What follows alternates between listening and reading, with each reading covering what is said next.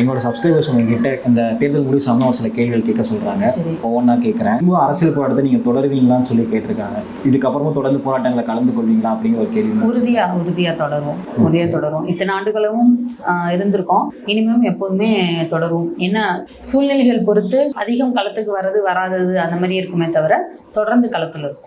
தமிழ் தேசிய களத்தில் நாம் தமிழர் கட்சியில் இருக்கும் இறுதி வரை. அண்ணன் சீமான் அவர்கள் கடந்த 16 ஆண்டுகளாக தமிழ் தேசியம் பேசி 8% வாக்குகள் தான் பெற்றிருக்காரு. ஆனால் பாஜக 11% வாக்கு பெற்றுச்சு. இதுக்கு மேலே அண்ணன் சீமான் அவர்கள் என்னத்தை சொல்லி வாக்கு கேட்பார் அப்படின்னு ஒரு கேள்வி கேட்டிருக்காங்க. தமிழ் தேசியம் வளருமா, அதில் உங்களுக்கு ஏதாவது நம்பிக்கை இருக்கா அப்படிங்கிற ஒரு கேள்வியே வச்சிருக்காங்க. தமிழ் தேசியம் வளர்ந்துட்டு தான் இருக்கு. அதற்கு உதாரணம் தான் இந்த 8%. 8% தான் அப்படின்னு நீங்கள் சொல்லவே கூடாது. அதுவே ஒரு எப்படி சொல்றது அப்படின்னா ஒரு தவறான இது. 8% தான் அப்படின்னு சொல்லக்கூடாது. 8% வாங்கியிருக்கோம். எப்படின்னா மற்ற கட்சிகளை நீங்கள் உற்று நோக்கினா தெரியும். மற்ற கட்சிகள் ஆரம்பத்துலேருந்து எப்படி வளர்ந்தாங்க, இப்போ அவங்கள்ட்ட என்ன பலம் இருக்குது, கூட்டணி எப்படி வைக்கிறாங்க, யாரெல்லாம் அவங்களுக்கு உதவுறாங்க, எந்தெந்த தொழிலதிபர் கூடலாம் அவங்க தொடர்பு வச்சுருக்காங்கன்னு உங்களுக்கு தெரியும். அப்படி இருக்கும்போது மக்களுக்கும் பணம் கொடுக்காம நீங்கள் அந்த எலக்ட்ரோரேட் இதை எடுத்து பார்த்தா தெரியும்.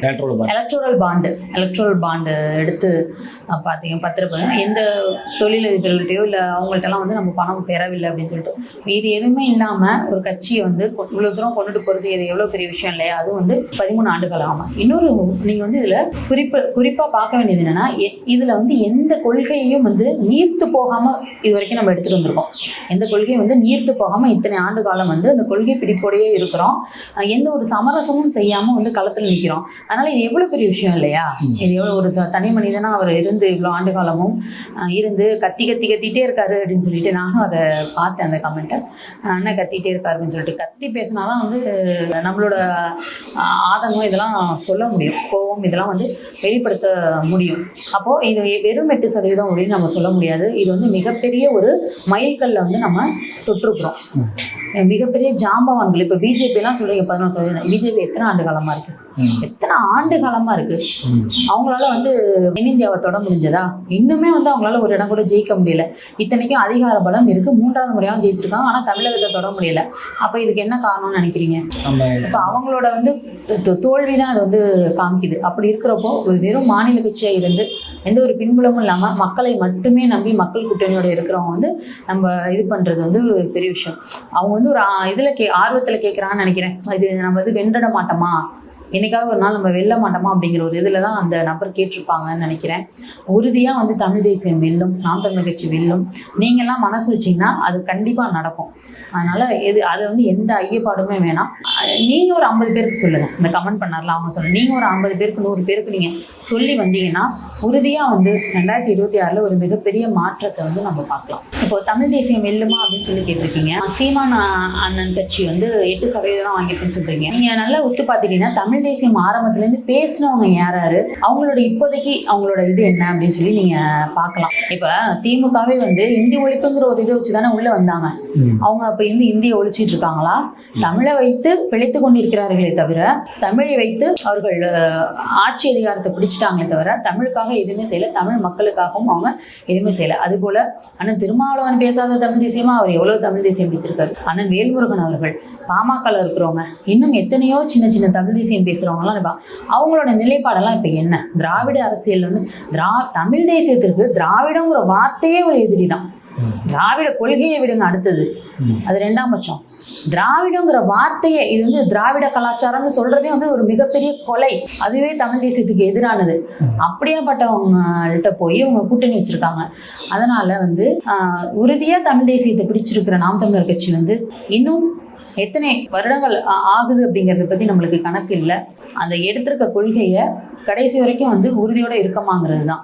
நம்ம எல்லாரோட ஒத்துழைப்போடையும் அது ஒரு சிகரத்தை எட்டும் அப்படிங்கிறதுல எந்த ஐயப்பாடும் வேணாம். இன்னும் கொஞ்சம் கடுமையா வேலை செஞ்சிருந்தா ஜெயிச்சிருக்கலாமா அப்படிங்கிற ஒரு கேள்வி வச்சிருக்காங்க. ஆமா, இன்னும் கொஞ்சம் கடினமா வேலை செஞ்சிருந்தா ஜெயிச்சிருக்கலாம். ஆனா எங்களுக்கு பிடித்த நாட்கள்ல நாங்கள் ஒரு நாள் கூட ஓய்வு எடுக்கலாம். உண்மையை சொல்லணும்னா காலைல 7 மணிக்கு 8 மணிக்குள்ள வரணும்னு சொல்லுவாங்க. அனைத்து பொறுப்பாளருமே வருவாங்க. மதியம் சில நேரம் 2 மணி ஆகும், 3 மணி ஆகும், 3 கூட ஆகும் சாப்பிட்றதுக்கு. அப்போ இது பண்ணிட்டு ஒரு அரை மணி நேரம் ஓய்வு எடுத்துட்டு மீண்டும் 9 மணி 10 மணி வரையும் இருந்திருக்கோம் களத்துல. சாதாரணமா இல்லை. 3 சுற்று இருந்தது. 3 சுற்றுமே ஒரு நாள் கூட இடைவெளி இல்லை. நமக்கு வந்து. அதனால் உழைச்சிருக்கோம், இன்னும் கொஞ்சம் நாட்கள் கிடைத்திருக்கலாம் நம்மளுக்கு அப்படின்னு சொல்லி நாட்கள் இருந்தால் இன்னும் உறுதியாக உழைச்சிருப்போம். இன்னும் பொருளாதாரத்தை பின்னாடி ஓடணும்ல, பொருளாதாரம் பணம் வந்து சேகரிக்கணும், அடுத்தடுத்தவே ஒரு வேலைகள் செய்யணும் அப்படின்னா பணம் வேணும் இல்லையா? அதனால் இன்னும் கொஞ்சம் உழைத்திருக்கலாம் தான். இன்னும் வர காலங்களில் அந்த உழைப்பை நம்ம கொடுப்போம். முதல் அட்டம்ப்ட்ல எப்படி இவ்வளோ பெரிய அச்சீவ்மெண்ட் பண்ணீங்கன்னு சொல்லி கேட்குறாங்க. இவ்வளோ வாக்குகள் எப்படி வாங்கினீங்கன்னு கேட்குறாங்க. இது முதல் அட்டம்ப்டாக நம்ம எடுத்துக்க முடியாது. நான் வேணா இப்போதைக்கு முதல்ல வந்து களத்தில் இருந்துருக்கலாம். இது நாம் தமிழர் கட்சி தொடர்ந்து எடுத்துகிட்டு வர்றது தானே. இத்தனை ஆண்டு காலமாக வந்து ஆட்கள் வேணால் மாறலாம், வேட்பாளர்கள் மாறலாம். இது தொடர்ந்து போன தேர்தலில் ஆள் நின்னாங்க, அதுக்கு போன தேர்தலில் ஆள் நின்னாங்க. அதனால் வந்து இது நாம் தமிழர் கட்சியோட வந்து தொடர் முயற்சிக்கு கிடைத்த ஒரு வெற்றியாக தான் நான் நினைக்கிறேன். ஒருவேளை நாம் தமிழர் கட்சி வென்றிருந்தால் கூட்டாட்சி அமைக்கப்பட்டிருக்குமான்னு கேட்குறாங்க. மத்தியில் கூட்டாட்சி அமைந்திருக்குமான்னு சொல்லி கேட்குறாங்க. நாம் தமிழர் கட்சி வென்றிருந்தால் அதற்கு பெரிதாக வாய்ப்பு இல்லைன்னு நினைக்கிறேன். நீங்கள் எல்லா நாம் தமிழர் கட்சி வேட்பாளர்களை காட்டும் நீங்கள் அதிகமாக வாக்கு வாங்கினதுக்கு தொகுதி காரணமா இல்லை உங்களோட பிரச்சாரம் காரணமான்னு சொல்லி கேட்டிருக்காங்க. ஆமாம், பார்த்தேன். பரிச்சயம், உங்களோட வேட்பாளரோட பரிச்சயமா இல்லை இதுன்னு சொல்லி கேட்டிருந்தாங்க. இது வந்து எல்லாம் கலந்தது தான். இப்போ வந்து என்னோட பரிச்சயம் அப்படிங்கிறது ஒன்றும் பெரிதாக இல்லை. கட்டமைப்பு, நாம் தமிழரோட கட்சி கட்டமைப்பு, அதில் வந்து குறிப்பாக சிவகங்கையோட கட்டமைப்பு, இன்னொன்று அண்ணனுடைய தொகுதிங்கிறதுனால கூடுதல் பலம். இப்போ அண்ணனோட தொகுதினா எப்படின்னா, அண்ணன் ஒன்றும் எங்கள் தொகுதிக்கு ஒன்றும் அண்ணன் கூடுதலாக நாட்கள் ஒதுக்கலை.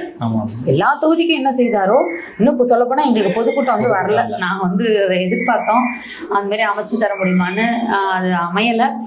அந்த இதில் ஃப்ளோவாக அண்ணன் வரப்போ அமைகிறது தானே, அது எங்களுக்கு கிடைக்கப்படல. இருந்தாலும் அண்ணன் வந்து 3 இடங்களில் வந்து பேசினது வந்து மிகப்பெரிய மக்களிடையே வந்து போய் சேர்ந்தது.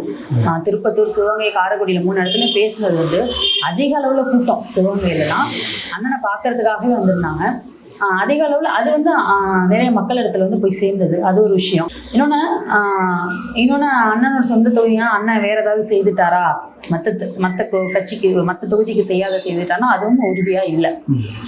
அண்ணனுடைய தொகுதிங்கிறதுனால எங்களுக்கு கூடுதல் பொறுப்பு, கூடுதல் பலம், கூடுதல் பொறுப்பு. அது வந்து அண்ணனோட தொகுதிங்கிறதுனால எங்களுக்கு கூடுதல் பலம். ஏன்னா அண்ணனோட ஊருக்கு உட்பட்ட பகுதிகள்லாம் வந்து அண்ணனுக்காகவே விழுந்த வாக்குகள். பொதுவாகவே தமிழ்நாடு தழுவிய வந்து நாம் தமிழர் கட்சிக்கும் அண்ணனுக்கும் விழுகிற வாக்குகள் வந்து அது ஒரு சதவீதம் இருந்துகிட்டே தான் இருக்கும். நம்ம வேலை பார்க்குறது ஒரு பக்கம் இருந்தாலும் அண்ணனுடைய இதை கேட்குறாங்க இல்லையா, பேச்சை வந்து கேட்குறாங்கல்ல யூடியூப்ல இதெல்லாம். அதனால் அண்ணனுக்குன்னு எப்போவுமே ஒரு இது இருக்கும். அது சிவகங்கையிலையும் மிகப்பெரிய அளவில் இருந்தது. இன்னொன்று கட்டமைப்பு, பொறுப்பாளர்களோட உழைப்பு. நாங்கள் பொறுப்பாளர் வந்து அதே மாதிரி அந்த பொறுப்பாளர்களுக்கு நம்மளும் நான் வந்து ஒத்துழைப்போடு இருந்தோம். எந்த பொறுப்பாளர்கள்ட்டையும் நம்ம வந்து எதுவும் இது செஞ்சுக்கல. பொறுப்பாளர்களுக்கும் எங்களுக்கும் வந்து ஒத்துழைப்பு இணக்கம் வந்து சரியாக இருந்ததுனால நல்ல மாதிரியாக வந்து அது வந்து அமைஞ்சதுன்னே சொல்லலாம். நல்ல மாதிரியாக அமைஞ்சு அது வாக்கு சதவீதமாக வந்து மாறினது வந்து எங்களுக்கு மிகப்பெரிய மகிழ்ச்சி. நிறைய பேர் உங்களுக்கு வாழ்த்து தெரிவிச்சிருக்காங்க. உங்களை அடுத்த கட்ட களப்பணிகள் நல்லா போகணும்னு சொல்லி வாழ்த்து வச்சுருக்காங்க. நாங்களும் எங்கள் வலைவலி சார்பாக உங்களோட களப்பணிகள் சிறக்கணும்னு சொல்லி வாழ்த்து தெரிவிச்சுக்கிறோம். எங்களோட இந்த பல்வேறு கருத்துக்களை பகிர்ந்து மிக்க நன்றிக்கா. வாழ்த்துக்கள் தெரிவித்த அனைவருக்கும் வந்து மிக்க நன்றி. நாம் தமிழர் கட்சியில் வந்து தொடர்ந்து பயணிங்க. நாம் தமிழர் கட்சியும் தமிழ் தேசிய கொள்கையில் எல்லாருக்கிட்டையும் எடுத்துகிட்டு போங்க. நம்பிக்கையோடு இருங்க. தொடர்ந்து களத்தில் இருங்க. முடிஞ்ச வரைக்கும் களத்தில் வந்து நேரடியாகவோ இல்லை மறைமுகமாகவோ பங்கெடுத்துக்கோங்க. இது வந்து நம்ம சாதாரண அவங்களோட போட்டி போடல, மிக பெரும் ஒரு பணத்தையும் அதிகாரத்தையும் வைத்திருக்கவங்களோட போட்டி போடுறோம். ஸோ நம்மளுடைய பங்களிப்பும் ஒற்றுமையும் இதில் மிக மிக முக்கியம். அடுத்தது வந்து இந்த தேர்தலுக்கு குறிப்பாக சிவகங்கை நாடாளுமன்ற தேர்தல் வந்து இதுக்கு உழைத்த அனைத்து பொறுப்பாளர்களுக்கும் வந்து என்னுடைய வாழ்த்து தெரிவிச்சுக்கிறேன். ஏன்னா இந்த வெற்றி வந்து அவங்களோட வெற்றி. இந்த வெற்றி வந்து சிவகங்கை நாடாளுமன்ற தொகுதிக்கு உட்பட்ட 6 சட்டமன்ற தொகுதியை சேர்ந்த அனைத்து பொறுப்பாளர்களின் உழைப்புக்கு கிடைத்த வெற்றி. அதனால நான் வந்து அவங்க எல்லாருக்கும் வாழ்த்து தெரிவிச்சுக்கிறேன். இது தொடர்ந்து இந்த கட்டமைப்பை எடுத்துகிட்டு போங்க.